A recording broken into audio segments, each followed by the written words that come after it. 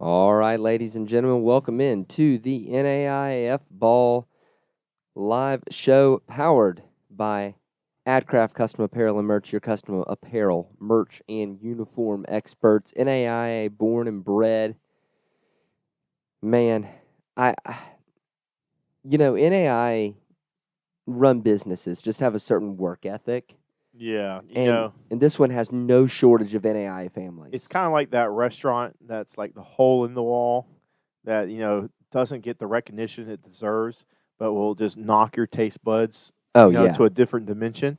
It's the same thing here with AdCraft apparel and merch. My closet is absolutely filled with it right now, and it was filled with it before they sponsored us. That's true too. So I'm very happy with it, and anytime I have a personal project, I'm going straight to AdCraft, not anywhere else. Yeah, because their prices are also beyond compare. But you didn't come here to just listen to us talk about AdCraft. You are coming here to catch some football news. Let's go. All right. Week 5 in the books. Had some good games. The first one is Indiana Wesleyan comes out on the first part of the gauntlet on the winning side, defeats Concordia by 10. Man, Concordia has their backs against a wall for the rest of the season. Mm-hmm. One more, they are definitely out of the playoffs. At this point, kind of grasping at straws. They can't take care of the ball. It's hard. Everything just feels hard for them right now. Yeah, and look, I mean, when you go 1 for 3 in the red zone, you're only in the red zone 3 times. Right. But let's also look out on the other foot. You basically took a top 10 team and still lost only by 10 points. That is true. But that's not the goal of the Concordia Cardinals. No moral victories there. Now, let's talk about Indiana Wesleyan because y'all know I don't feature punters on my stat logs a whole heck of a lot. We will if they flip the field like this. 5 punts, averaging 47.4 yards with 2 of them going over 50. That's a game changer. Don't let the big schools hear about him.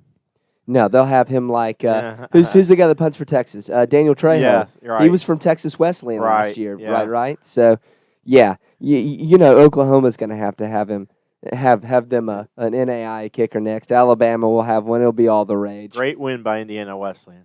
Next up was a game that was an absolute nail biter. St. Xavier Roosevelt. Imagine, Corey, you come in the season, you take 2 teams' best shot, get absolutely annihilated.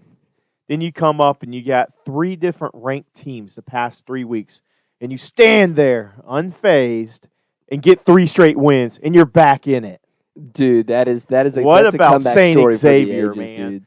Dude. They got it rolling. They are back in it for the Midwest. Absolutely, and they were very efficient, especially when they got into the red zone. 3 touchdowns and 4 trips. We're talking about we're not kicking here. Right. We're getting 7 out of there. Mario Price with 118 yards on the ground, just steady Eddie there. That's about 6 yards a clip. 3-2 St. Xavier. Really, the record that counts is 3-0 in conference. Unfazed. Took best shots by Division II Indianapolis and Sun Conference St. Thomas, and they are back rolling. Absolutely. Look, if you're Roosevelt, you still got a shot here. Absolutely. Absolutely. I think we're going to see a lot of 3-way ties within the NAIA. Yeah, I think so, you're right. Roosevelt just needs to get back on. 1-point loss is what it is. You get some. You got 6 games left. Yep. Win 5 out of the 6. You might be surprised where you are. And I know they want to win 6 out of the 6. Oh, sure. Now, the other one here that was interesting to me was Morningside Midland for an absolute half. For a hot minute Midland, man. Dude, they were holding. They had our eyes on them. They made Joe Dolanchek for a half look mortal. Right. But, Morningside is a diesel engine. Even if they start slow, the thing is they started, and they're going to get rolling. And that's how it's been since we've been covering this sport. Even if teams hold them at bay, that offense is still going. Corey, when's the last time you think Morningside's been held under 30 points? Oh, dear. I would love to look that up tonight. Oh. I know in 2016 they were. Oh, it was the game against Northwestern in the playoffs. Yeah. What was the score? It's 28, right? Oh yeah, it was close because it's the one that we thought it was going to be a barn burner, and the Right. Lindsey Wilson Grandview game was going to the barn be burner. was the Yes. barn burner. Right. So now look at this in terms of defense: 33 rushing yards allowed, Right. and you're holding your opponent. You're making Jared Quinones be 4 of 4 on field goals, and that's you didn't all let you Midland get. in the end zone. That's Top 20 team. You're not letting them in the end zone. That's impressive. That is downright impressive. Morningside. They are Morningside, and that's what they do. When we started this, Morningside was so much more of a very offensive juggernaut. Credit to their defensive staff in the last few years. Their defensive staff has just been bullying GPAC teams. Absolutely. Now, College of Idaho and Carroll. Man, College of Idaho does it with no air game and do it with, defense. They got all those sacks. They got turnovers. Absolutely, the defense, insane game. Just looking at the box score here. Now, to be fair, this game was played in a monsoon. Right, and if you I'm get the Carroll, context. If I'm Carroll, I'm calling our friends at Mommy Bay Turf Nation because, good Lord, that turf was almost a swimming Carroll pool. has some historic mud games, though. So, boy, about 15 years ago, would they you played rather a national play? championship Would game you in the rather mud. play on nice turf or At in Mommy Bay, or would you rather splash around like a hog in the mud? Right. The air game was taken away from College Idaho. Carroll was able to get something going, but Carroll couldn't find any ground. When your quarterback's on his back for 9 sacks, they had negative 0.5 yards per carry. Yeah, I mean credit that front seven for College Idaho. 9 sacks, 12 tackles for loss. They were bullying them all night long. And I do apologize, guys. My voice is definitely not in fighting fit shape here. Yeah. So if you hear me squeaking a little bit more this week, that's why. But man, the game, the one that we knew was going to be a war, Bethel, Georgetown. The Wildcats of McKenzie, Tennessee, take on the Georgetown Tigers out there in Kentucky. And Bethel played, I thought, as good as they could to win this game. And I felt like Georgetown was a little off. Credit to Bethel. The reason why they're off is obviously because of Bethel. The fact that you hold a Chris Oliver team to 14 points and below. I wonder when's the last time he scored only 14 points. I would ask him, but I'd be kind of afraid of the response. Yeah, granted that year one of the Oliver regime in Georgetown, they're off to a hot start still, regardless. And I picked Bethel to win the Mid-South, so I'm not surprised at all by this. Great win for Bethel. Now, the one thing we talked about in the game with College of Idaho and Carroll was just how much that College of Idaho was able to just torment Carroll's running backs and quarterbacks. But look at this. Bethel allows 1 sack. You keep your quarterback upright. Yeah. You keep plays alive. You keep moving. That's how you're going to win games like this. And I believe, I didn't see the box score all the way, but I think Bethel kind of controlled the clock. They always seemed to. Now, this game was 7-6 for a long time, and there were some big plays there. And the offense got going after a while. Right. But this was a close game here, and credit to both defenses for pitching halfway decent games here. But John, I present to you tonight a quote. Great job, Tip. Surpassed our goal with a long shot with fewer players. I'm very happy. What would it be like if you went into your fundraising efforts and you knew you could do more with less? Man, one, as a high school football coach, fundraising is always one of the not fun parts of coaching. People think of coaching, and it's not just on the field stuff; it's administrative stuff too. And leading fundraiser, leading edge, Yeah. does a fantastic job making it easy for these coaches and these athletic staffs. Absolutely. Make it easy on yourself. Do more with less. Contact our friends at Leading Edge Fundraising, lefundraise.com. Tell them that we sent you, and get your budgets in order. That's what it's all about, man. You can do so much more with that. And we thank them for sponsoring our top 25 media poll, and we got a little shaken up that's happening. I think last week was a shake up. I think this is a shake out. Yeah, let's get it rolling, man.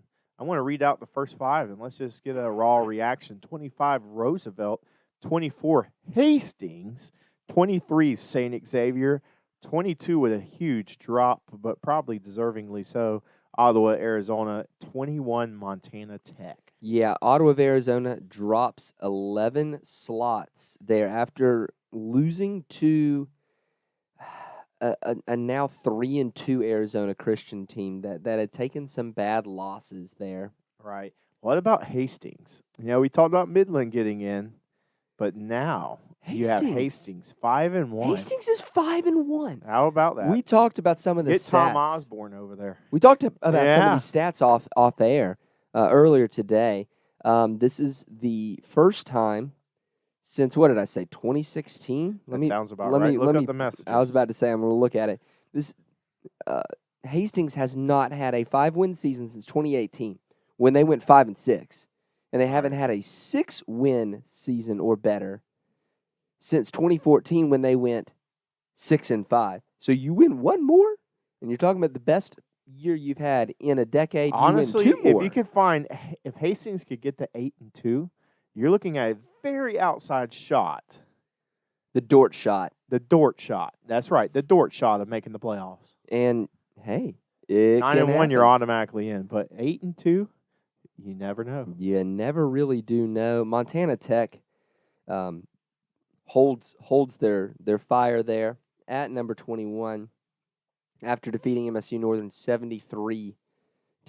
Just poor MSU Northern takes everyone's frustrations. And I am a little surprised to see Roosevelt at number 25 coming into the poll after getting beat.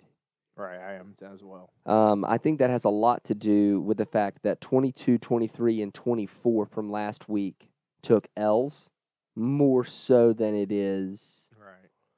I'm with you there. That. So going to the next 5, we have Midland dropping 4 spots after after showing an impressive first half, but they just couldn't keep it going. What about 19? The boys at Texas Wesleyan are going to be absolutely ecstatic they're there. I'm kind of not happy they're ranked above OUAZ, but it is what it is. The recency bias. Yeah. But Langston 18. They are slowly climbing up, deservingly so. They will get their shot here because their next few weeks. I'll look to their schedule. I'll look it up again. Langston, like last year, early getting the victories. They get a bye week this week. After their bye week, I think it's October 15th, right? They travel to Tex West. Yeah. Then they host Ottawa. Then they host Louisiana Christian. Then travel to Arizona Christian. Then travel to Sagu to end the season. That in the Sooner is a murderer's row. Absolutely. And if you can get through that, you're definitely going to be the Sooner champ. I mean, there's no bones about it at that point. I agree at that point, yeah. Kansas Wesleyan there at 17. They go up 1 there, and then Kaiser at 16 rises 3 spots after a solid win over Florida Memorial. Got some folks saying that they think that they're too high. Kaiser's 2-0 in NAIA play, though. That's exactly right. I mean, it's hard to separate out the out of division rankings from the NAIA, and what does that mean? It really is hard, and it's weighted differently for different people. Bethel comes in at number 15, I believe again. They hold steady. They will get a chance to prove their worth again this weekend. Rocky Mountain rises 3 in the polls, up to number 14 after defeating previously number 24 Montana Western 41-26. That's one we didn't have on the calendar. St. Thomas at 13, up 1. Southwestern up 1, and Georgetown down 5. I think that's fair. I would like to see Bethel getting a little higher. I think the winner of them and Southwestern coming up should definitely be a top 10 team. Most definitely. Yeah, I mean because right now I think you've got who is the real KCASU rep at this point. We have a tie for 9th with Reinhardt. They rise, I think, a spot. College of Idaho rises, I think, 3 spots there after they dispatch. Yeah, up 3 after they dispatch Carroll. I find that fair. Now you have that almost. You have a 1-game lead over, I think, Montana Tech. I think that's definitely fair. I like number 7 Benedictine there. Yeah, that is nice. Now we did skip Indiana Wesleyan. They hold serve after defeating Concordia. They gotta hope Concordia starts winning a little bit. They gotta hope that some of their Mid-East teams, Indiana Wesleyan and Marion, really cannot rely on each other because whoever wins that game, awesome, great. But whoever loses that game is going to rely on some other teams, hopefully finishing strong. This is not going to be a year where we debate the MSFA and Mid-East getting 4 teams in the playoff. Right? No, absolutely not. Benedictine, I do like that a whole heck of a lot. They defeat Culver Stockton 45-16, and give me a second. I'm going to take a look at. John Overton says Langston being 5-0 isn't difficult. But you know what? 5-0 is 5-0. Right. No, I agree. So I think at 18 is accurate there.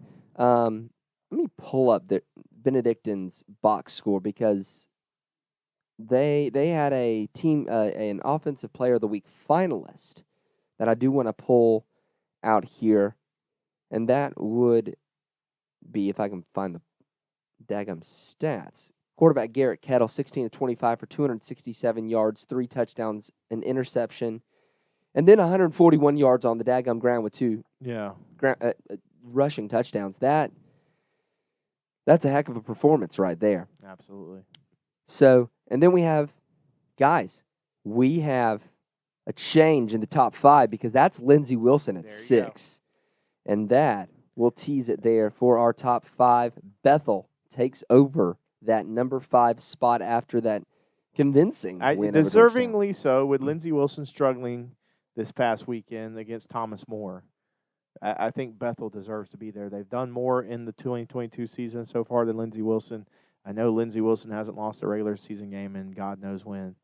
And then, you got 4 Marion, 3 Northwestern, 2 Grandview, 1 Morningside. I don't care what your thing is. I think this is totally deserving top 5 right now.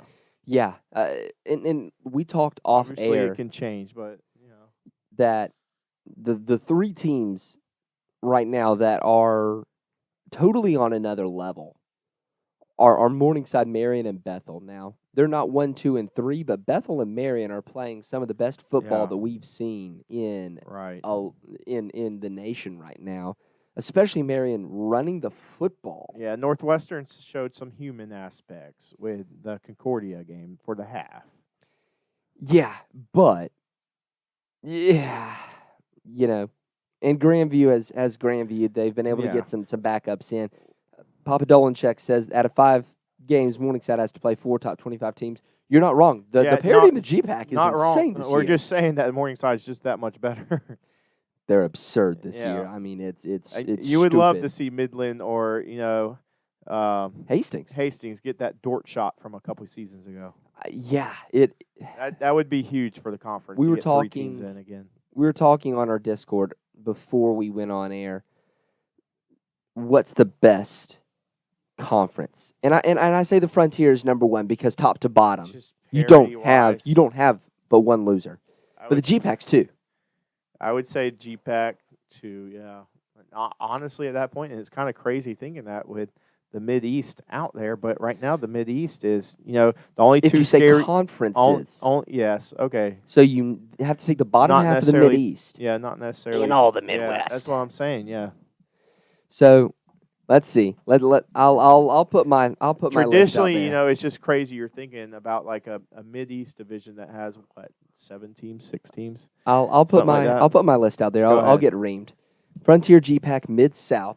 Look, with Lindsay, Georgetown, and Bethel all in the top 15. Right.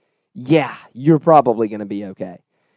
The Sun, the KCAC, the Heart, the MSFA, Sooner Appalachian North Star. I could see that. I hate putting the North Star at the bottom. But at this point, you know what I'm saying? Your best team has got their rear end kicked by a 3-3 Frontier team. Right. The best thing that could happen to the North Star is getting a playoff win. Yeah. Oh, absolutely. You got to do it. So we will be back after these messages from Mommy Bay Turf Nation.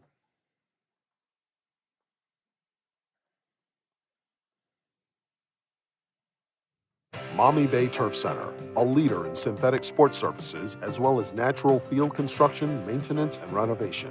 Mommy Bay Turf is part of Turf Nation, the most trusted source in the synthetic turf industry, including creating the surface for the biggest game in pro football.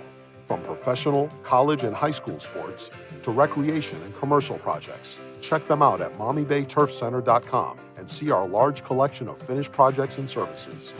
Mommy Bay Turf Center, we build better. Thanks again to our friends at Mommy Bay Turf and Turf Nation for helping us build better. And, John, it's not just football fields. It's baseball diamonds. They can get them done in an awful hurry. I think I even saw field hockey. Heck yeah. Anything with a field on it, they're all over it. Look at that infield. That infield looks beautiful. C'est magnifique. So thank you to our friends at Mommy Bay Turf and Turf Nation. You know, they're the manufacturers of like 5 Super Bowl fields in the last decade. Yeah. Oh, can we say that word? Yeah. The big game fields. You can. It's NFL. Don't come after us, please. Yeah. We're too small. We are too small for you. But you know what's not small are the numbers that Gerald Monroe put up from Graceland. Yeah. So I know looking over the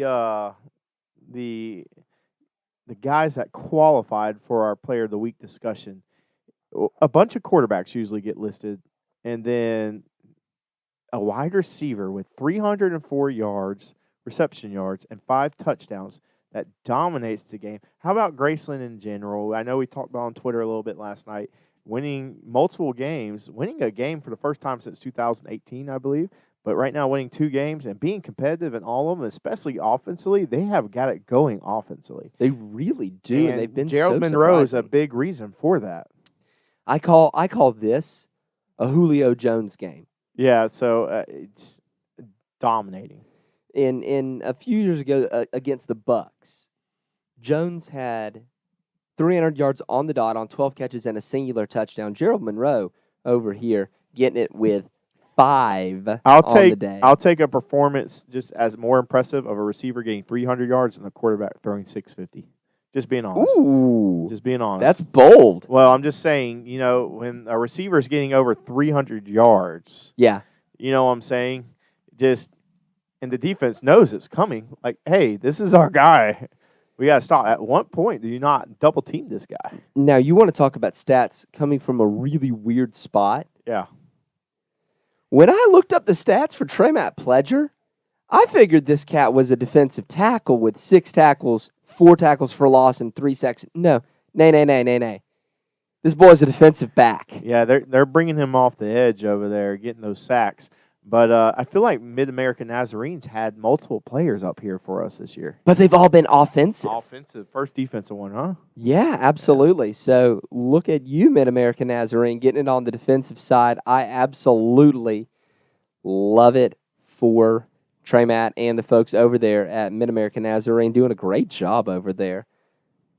Before we get to what to watch for, there's a lot of teams that are just we're looking at the games we're going, huh? Yeah, look at that. Yeah, we're getting some awesome ranked games. But even the teams that we talked about earlier, the doormats of previous years. Right. We're sitting there going, well, I submit to you point one. Point getting their first win under head coach Trevor Zeiders this week. Right. Point is a tough little football club. Especially defensively. And then the one that I've been talking about has been Clark. Right. With one more win, they double the amount of wins that they've had in any one season at any point in their history. Right. Which has only been about 5 years. Yeah, very recent program. You're talking about a team that's gone 2 and whatever for the last 4 years, and you're sitting here in extremely early October talking about them having 3 wins. That's a huge step for the Clark Pride. Absolutely. I think there's a lot of it going on in NAIA that doesn't show in our what to watch for. Yeah. That there's some big stories going around. I was happy to highlight that on our Twitter last night. And we've talked about Mayville State often. And Iowa Wesleyan, who beat Mayville State. You know what I'm saying? saying? Watching those guys. They look, the floor in a lot of these divisions is rising. Right. And that's going to make all across NAIA. Right. I think some programs are starting to make serious commitments. Do you think the NCAA, especially the D1, implementing the transfer portal and hitting it in the way someone like a Florida State has impacted that? No, I don't think so. I think a lot of these universities are starting to discover that a successful football team brings not only notoriety for the school, but also brings in money, Corey. That is very true. You got to think of the NAIA this way. One, it's always been a revolving door because the tuition's always super high for these programs. And if you don't have kids walking into a decent scholarship offer, they're going to leave. But when you bring in serious commitment for your program and you give them the facilities you want, like who wants to leave Indiana Wesleyan? Yeah, you know what I'm saying? With the facilities they want, and they're figuring out better scholarship packages, they're giving these kids a reason to stay. You know, being serious to football and creating a winning atmosphere and winning off the field too, you know, is going to create more parity. And I think these schools are starting to see it. They don't want to just be a number and just throwing a football team out there to create profit for the school. They want to just be successful in everything that a football program brings because overall it gives back to the school. John Perry notes that a lot of these guys are getting that extra year again because of COVID. That is true. But it's also, you know, it's come, I think, from the top down on that because you've got all you know, that's created this crunch of players now that need somewhere to go. Well, I'll say it's not as normal in the NAIA than it is the NCAA. If these NAIA guys get their degree, they're usually out because you're not going to pay for another year of school because we know these guys are on partial scholarships. But some get these guys. I know Lindsey Wilson has a lineman that's been like there forever. I can't remember his name right now. I mean, just think about Joe Dolanchek. Yeah, Joe Dolanchek. And Sullivan from Grandview. Yes. I mean, yes, we're a lot of these folks are. Yeah, where you're elite players, you're managing to keep them. For your average Joes, they're getting their degree and getting out. We can't blame them. But let's go ahead and get the what to watch for. Because it's going to be a good I'm just going to go ahead and read down the list, Corey. We got number 13, St. Thomas, hosting the Kaiser Seahawks. Now, I did find out Miami. that game between St. Thomas and Southeastern did not count for the Sun Conference rankings. So that was a non-conference game. So that means... Do they play again? John, if you'll give me about 30 seconds, I'll tell you. I'm going to keep reading down the list. St. Xavier travels to Olivet Nazarene. Yes, they do. They do play again. End of the year. End of the year at Victory Field in Lakeland, Florida. What a good thing for So St. Thomas really does have to win this game. Right, for conference standings, yes. And I think because the Sun has the probability to only be getting one team. Yeah, absolutely. St. Xavier at Olivet Nazarene. Number 17, Kansas Wesleyan hosting Avila. Number 1, Morningside hosting 5-1, number 24, Hastings. Corey, let's start with, I know we just talked about the first one, St. Xavier at Olivet. Both teams looking to still grab a steady, firm hand in that Midwest. The team that wins this game, to me, gains the upper hand in the Midwest. If you're at Roosevelt, you're praying that Olivet wins.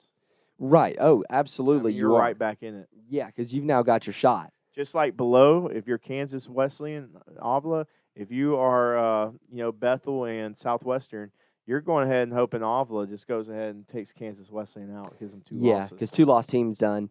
Yeah. And look, Avila played Southwestern hard. And if Avila wins, they're in the picture again. Yeah, absolutely. And I haven't seen, I don't remember offhand what the Eagles are this year, but they're going to have a tough road to hoe with that 1 loss already. You can't screw up. And, man.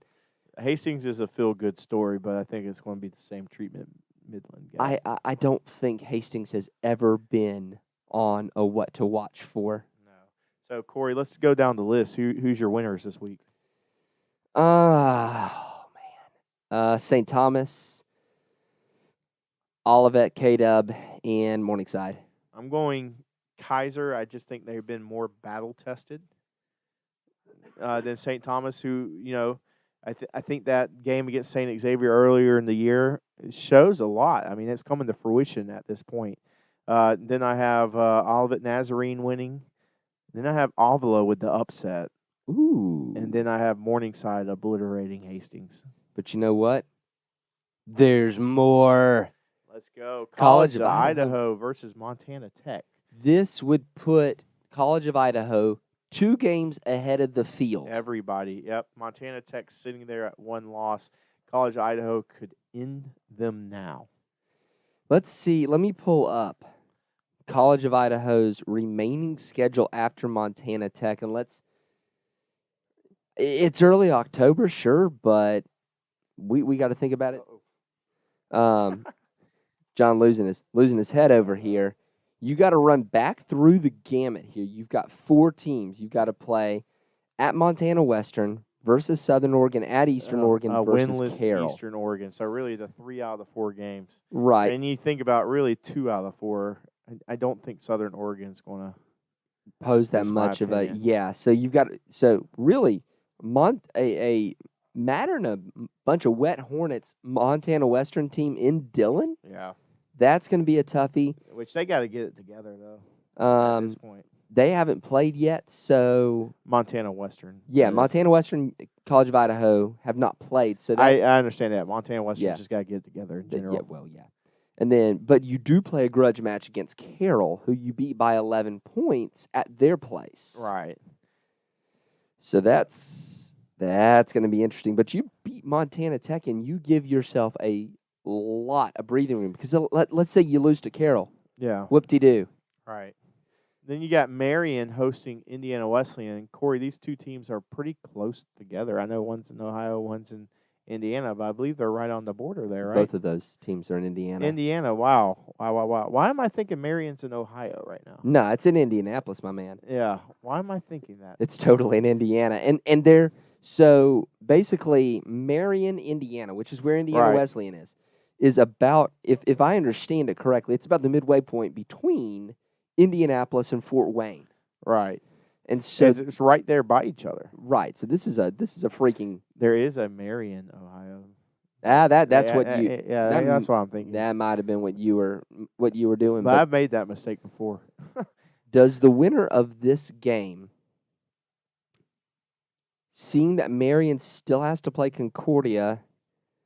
I want to see Marion getting those double tight end sets and just run the ball. Honestly, I think they might be able to against Indiana Wesleyan. We're going to see here. Let me see who's Marion got left on there. I know they had the Franciscan Bowl still. They do, and that's next week. I would say 15th. Indiana Wesleyan's their toughest game left. They still have Siena Heights, which just did beat USF. I think if Marion wins this game, I think they run the table. Yeah. I think you're correct there. So basically, winning, you're pretty much got your ticket punched. If you're Indiana Wesleyan, you have St. Francis, Lawrence Tech, Siena Heights, Taylor, Madonna. Yeah, if you win, exactly. I think these two are approaching Morningside Northwestern territory, where as long as the game's close, the gauntlet isn't quite as gauntly as it used to be. Yeah. I wouldn't discredit USF just yet. They've had a couple of toughies. They just lost to Siena Heights, and I think they're 2-2 right now. Yeah, they've had a couple toughies. Yeah. Then Southwestern at Bethel. My gosh, this is going to be absolutely fun.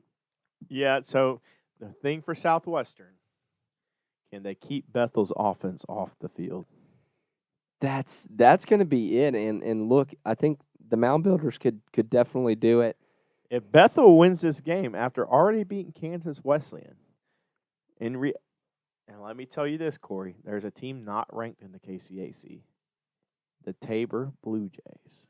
They're receiving votes. Now Stephen Glansberg says there's too many KCAC schools in the top 25, but well, you've had some KCAC teams win some playoff games that kind of deserved it. I think Tabor would at 5-1 might take issue with you. Tabor's looking at Hastings there. Why not us?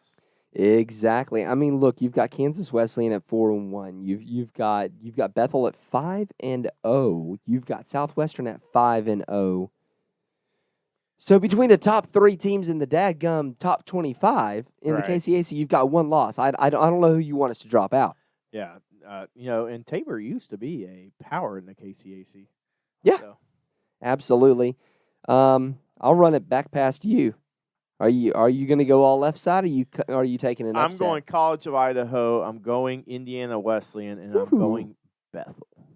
Okay, so you're going 1 left, 2 right. I'm going to take total left side here.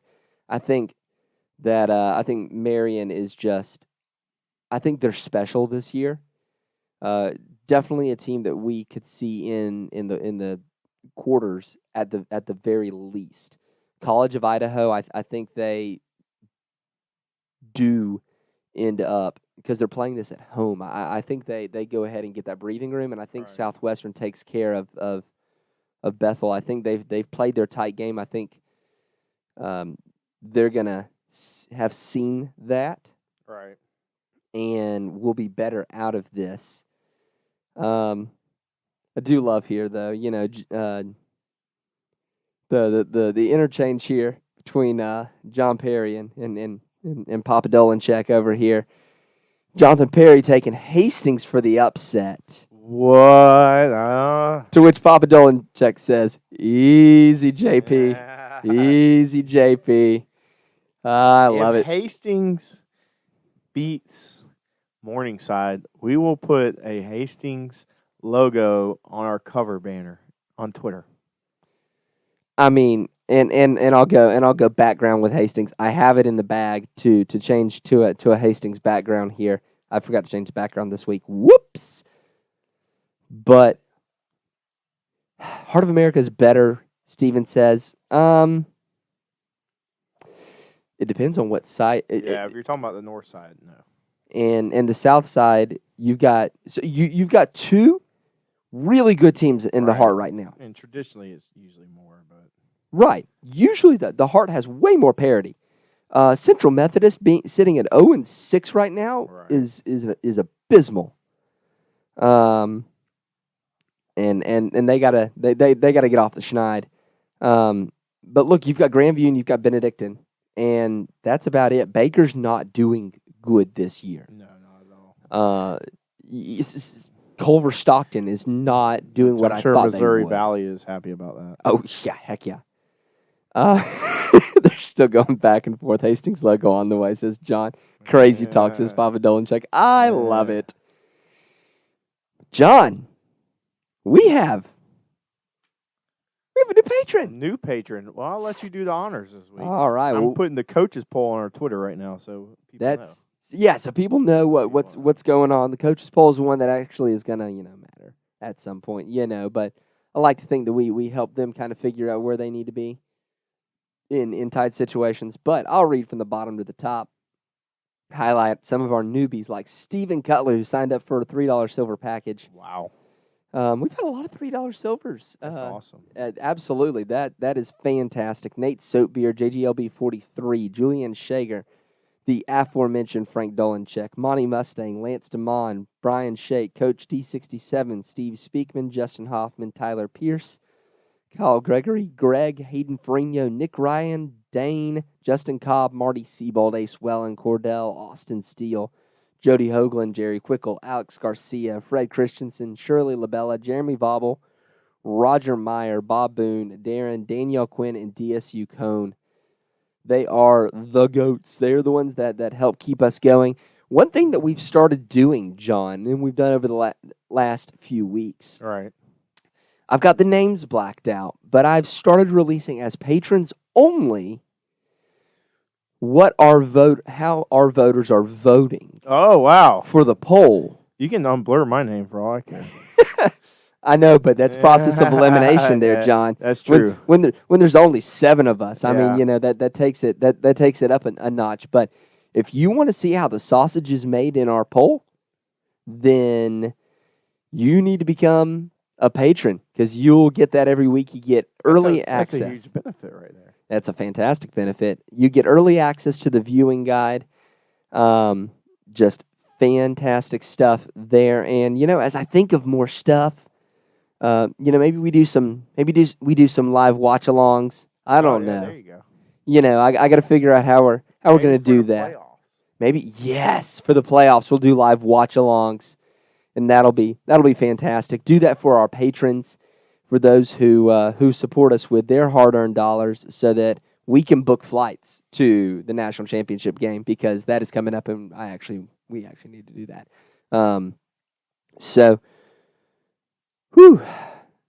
We do have a lot of teams on bye this week. That's one thing I did see.